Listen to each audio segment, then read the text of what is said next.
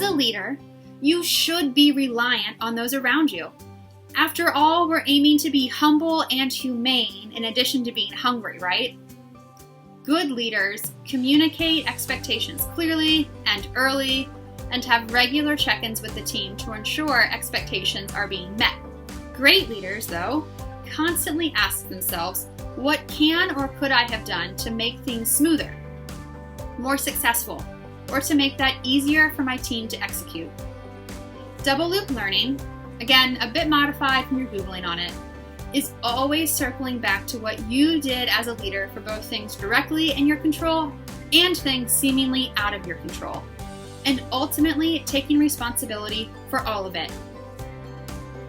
I'll share a somewhat silly example of a moment I recently practiced double loop learning to give some more context to how it works.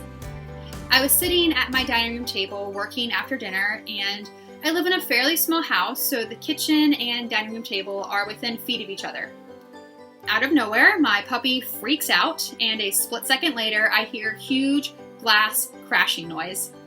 Peer behind the island and see my 15-year-old blue Pyrex casserole dish shattered. Setting aside an odd sentimental feeling I had at losing something I've owned since college, and the mild moment of pride for breaking something generally advertised as indestructible, we cleaned up the mess. Sitting back down to the table to keep working, I said to my spouse, "So strange, wonder what happened there." I should caveat his response with, we're both big fans of double loop learning.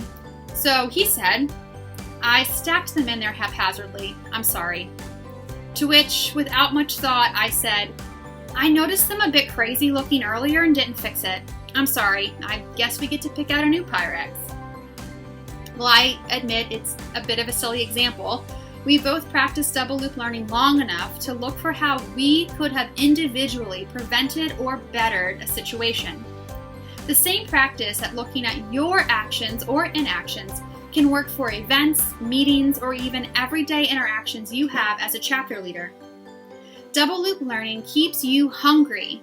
Being hungry helps drive ownership of your role and ultimately the success of your chapter. Give the exercise a try after your next chapter meeting. Check in with yourself and ask for similar feedback from your executive board. Make changes based on the internal and external feedback to improve your next meeting.